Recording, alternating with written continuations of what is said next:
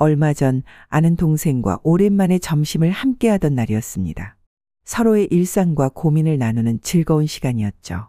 대화 도중 저는 갑자기 요즘 젊은 세대에 대한 불만을 이야기하기 시작했습니다. 스마트폰에만 열중하는 모습이나 예의가 없다고 느껴지는 행동들에 대해서 말이죠. 동생은 조용히 제 말을 듣고 있었고 저는 점점 더 말이 많아졌습니다. 나 때는 말이야 라는 말을 반복하며 제가 겪었던 경험과 교훈을 전하려 했습니다. 제 입장에서는 잘못된 점들을 바로잡고 젊은 세대에게 도움이 될 수 있는 조언을 한다고 생각했죠. 하지만 어느 순간 동생의 표정이 조금씩 어두워지는 것이 느껴졌습니다. 그제야 깨달았습니다. 내가 지금 너무 고집스러운 노인처럼 굴고 있구나. 나도 모르게 나이 들면서 추한 행동을 하고 있었구나. 동생은 저와 대화를 즐기기 위해 만난 것이지 설교를 들으러 온 것이 아니었음을 깨달았습니다. 그 순간 저는 멈춰야겠다고 생각했지만 이미 너무 많은 말을 해버린 상태였습니다. 그날의 점심은 어색한 분위기 속에서 끝나고 말았습니다. 집으로 돌아오는 길에 깊은 반성을 하게 됐습니다. 내가 나이가 들면서 이런 행동을 하게 될 줄은 몰랐습니다. 그저 나의 생각을 강요하고 상대방의 입장을 배려하지 못한 채 말을 많이 하게 된 것이 너무 부끄러웠습니다. 그날 이후로 저는 대화를 나눌 때 상대방의 반응을 더 잘 살피려고 노력하고 있습니다. 내 말이 상대방에게 어떤 영향을 미칠지, 내가 너무 많은 말을 하고 있지는 않은지 스스로를 자주 돌아보게 되었습니다. 나이가 들수록 지혜를 나누고 싶은 마음이 크지만 그 지혜는 강요가 아니라 상대방이 필요로 할 때에만 전해져야 한다는 것을 배운 경험이었습니다. 그래서 오늘은 여러분들과 아름답고 품격 있는 노후 생활을 위해 노후에 꼭 피해야 할 5가지 행동에 대해 이야기해 보고자 합니다. 먼저 나이가 들수록 말이 많아지게 되는 이유를 한번 생각해 볼까요? 여러 이유가 있겠지만 첫째로는 기억이 과거에 머물러 있기 때문입니다. 나이가 들면 새로운 경험보다는 지나간 일들을 자꾸 떠올리게 됩니다. 그러다 보니 자연스럽게 과거 이야기를 많이 하게 되고 특히 젊은 사람들에게 조언을 주고 싶어지는 마음도 커지게 됩니다. 또 사회적 관계의 변화도 한몫합니다. 은퇴 후에는 대화할 기회가 줄어들다 보니 오랜만에 만난 사람들에게 더 많은 이야기를 쏟아내고 싶은 욕구가 생기죠. 그리고 청력이 약해지면서 목소리가 커지거나 말이 길어질 수 있는 것도 이유 중 하나입니다. 이렇게 말이 많아지면 주변 사람들은 피로감을 느낄 수밖에 없습니다. 대화라는 게 서로 주고받는 건데 한쪽이 일방적으로 이야기하면 상대방은 소외감을 느끼기 마련이거든요. 나이가 많은 분이 자신의 과거 이야기나 충고를 반복하게 되면 듣는 사람 입장에서는 점점 피하게 될 수 있죠. 이런 상황이 계속되면 결국엔 고립되고 외로워질 수 있습니다. 우리 주변에서도 그런 상황을 종종 목격하게 되죠. 예를 들어 가족 모임이나 친구들 모임에서 한 사람이 자신의 경험이나 생각을 계속해서 이야기하면 처음에는 흥미롭게 듣다가도 시간이 지날수록 피곤해지고 결국 그 사람을 피하게 되는 경우가 생깁니다. 이런 일방적인 대화는 상대방에게 스트레스를 주고 결국 관계의 단절로 이어질 수 있죠. 반면 다른 사람의 이야기를 경청하는 것은 관계를 더욱 깊고 풍부하게 만들어줍니다. 경청하는 사람은 상대방에게 존중받고 있다는 느낌을 주며 이는 곧 신뢰로 이어지게 됩니다. 마하트마 간디가 바로 그런 분이었죠.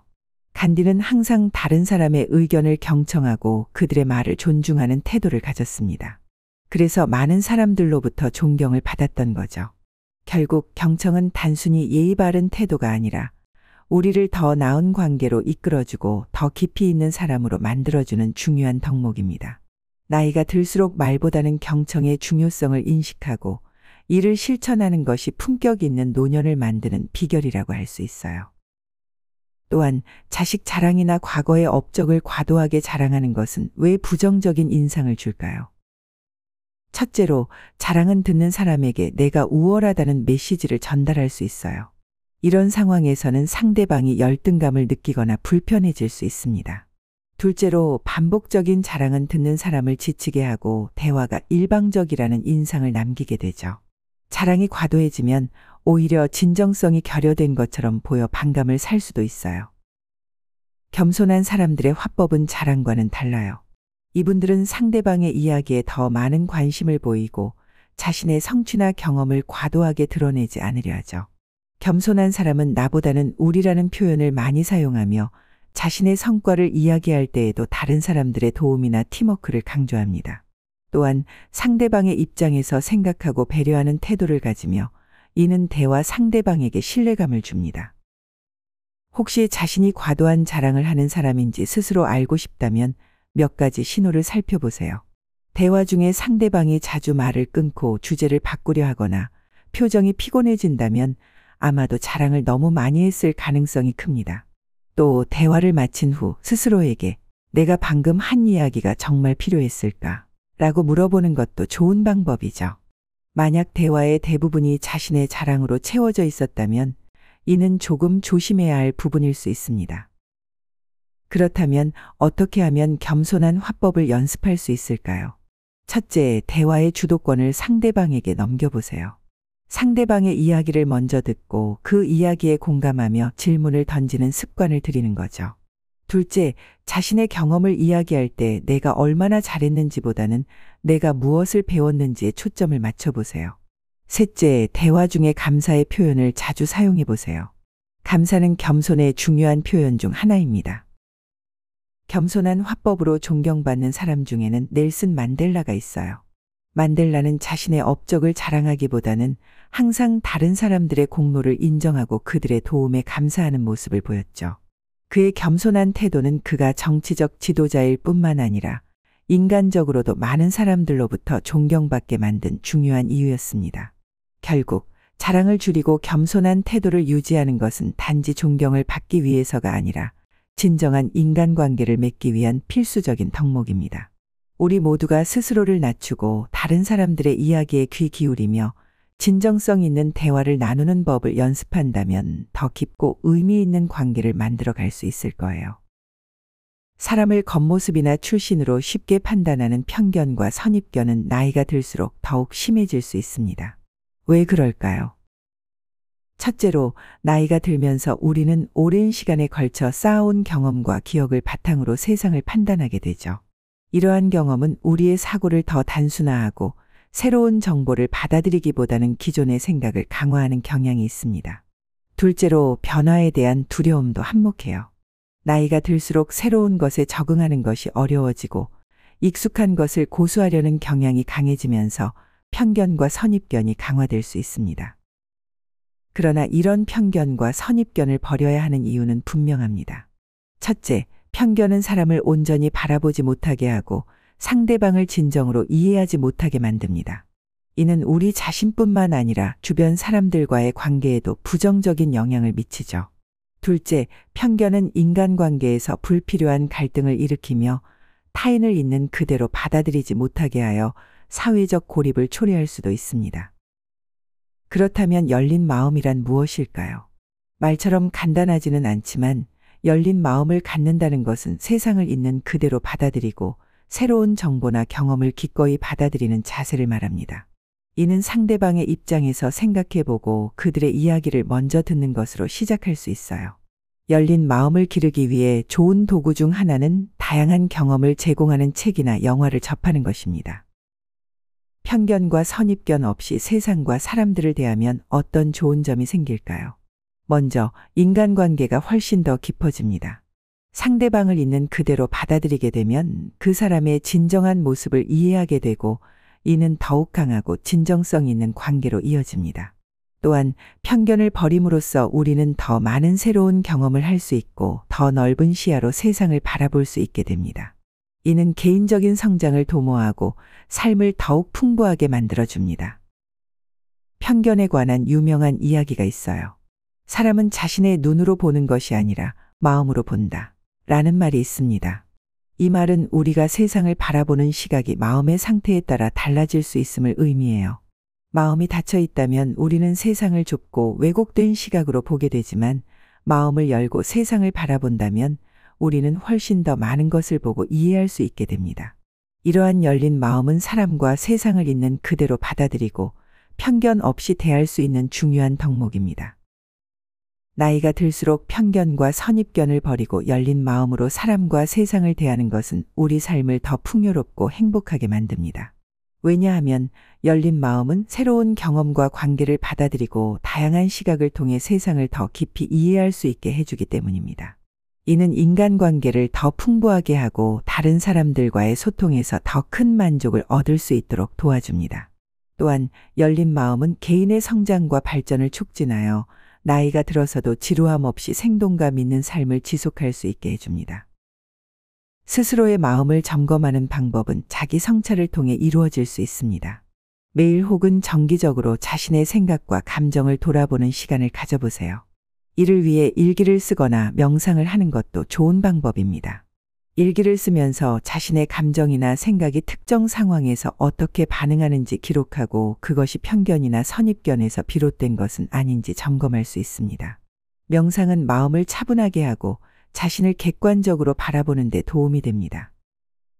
다양한 시각을 접하는 방법은 일상 속에서 새로운 경험을 찾아보는 것에서 시작할 수 있습니다. 다양한 사람들과 대화를 나누고 그들의 경험과 생각을 듣는 것도 좋은 방법입니다. 책을 읽거나 다큐멘터리를 보는 것도 효과적입니다. 특히 자신과 다른 배경을 가진 사람들의 이야기를 접할 때 우리는 새로운 시각을 얻을 수 있습니다. 또 다른 방법은 여행을 통해 새로운 문화와 환경을 경험하는 것입니다. 이를 통해 우리는 기존의 고정된 생각에서 벗어나 더 넓은 시야를 가지게 됩니다. 항상 배움의 자세를 잃지 않는 것은 호기심을 유지하고 끊임없이 새로운 것을 배우려는 태도를 가지는 것입니다. 나이가 들어서도 새로운 기술을 배우거나 새로운 취미를 가지는 것은 뇌를 활발하게 하고 삶에 대한 열정을 유지하는 데 도움을 줍니다. 또한 배움의 자세는 겸손함을 유지하게 하여 우리가 다른 사람들의 의견을 수용하고 더 나은 결정을 내릴 수 있게 해줍니다. 결국 나이가 들수록 편견과 선입견을 버리고 열린 마음을 유지하는 것은 단지 더 나은 인간관계를 맺는 것뿐만 아니라 우리 자신을 더 나은 사람으로 성장시키고 평생 동안 행복하고 풍요로운 삶을 살 수 있도록 이끌어줍니다. 나이가 든다고 해서 외모 관리를 소홀히 하면 안 됩니다. 이는 단순히 외모를 아름답게 유지하려는 목적이 아니라 전반적인 삶의 질과 깊이 연관되어 있기 때문입니다. 외모를 관리하는 것은 자신에 대한 존중의 표현이며 자신감을 유지하는 데 중요한 역할을 합니다.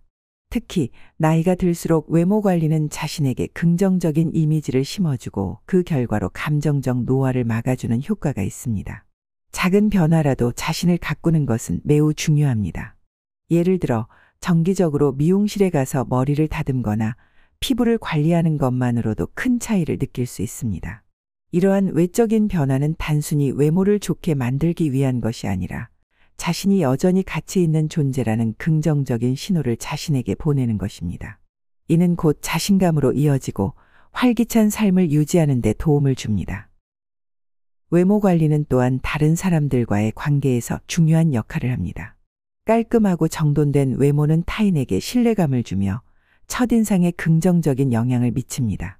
이는 사회적 관계에서 더욱 중요한 역할을 하며 인간관계를 원활하게 만들어줍니다.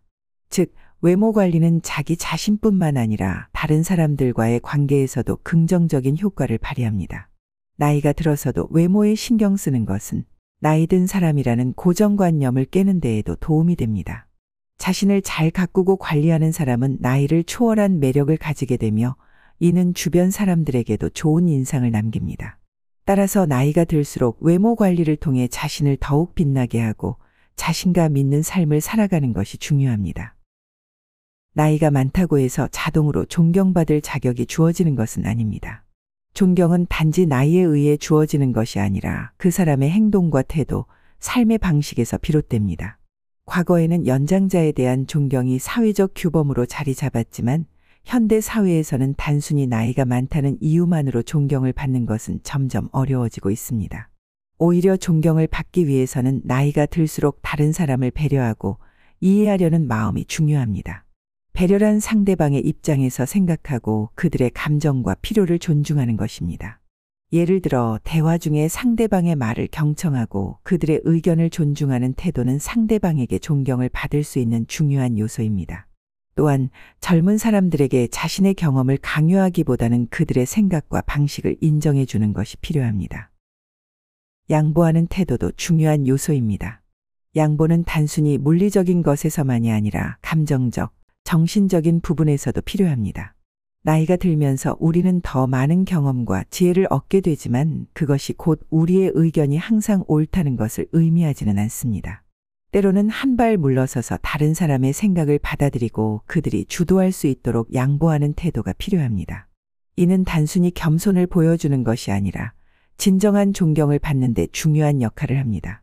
우리가 나이가 들수록 더욱 배려심을 키우고 주변 사람들과의 관계를 아름답게 만들어가는 것은 결국 우리 자신을 위한 것이기도 합니다. 배려와 양보는 관계를 더 깊고 풍부하게 만들며 이러한 관계 속에서 우리는 더욱 풍요롭고 만족스러운 삶을 살 수 있습니다. 존경은 단순히 나이에 따라 주어지는 것이 아니라 우리의 행동과 태도에 따라 자연스럽게 얻어지는 것입니다. 나이가 들수록 이런 점을 명심하고 더 나은 사람으로 성장해 나가는 것이 중요합니다. 여러분, 오늘 제가 말씀드린 5가지 행동을 기억하시나요? 말을 적게 하고 남의 말을 잘 들어야 한다. 허풍과 자랑을 피해야 한다. 편견과 선입견을 버려야 한다. 외모를 관리해야 한다. 존경받으려 하기보다 배려해야 한다. 이 지혜들을 마음에 새기고 실천한다면 여러분은 더욱 품격 있고 존경받는 노년을 맞이할 수 있을 것입니다. 나이가 든다는 것은 단순히 외적인 변화만이 아니라 내면의 성숙함을 쌓아가는 과정입니다. 긍정적인 마음으로 매일을 살아가며 여러분만의 멋진 노년을 만들어 가시길 바랍니다. 오늘도 제 영상을 시청해 주셔서 감사합니다.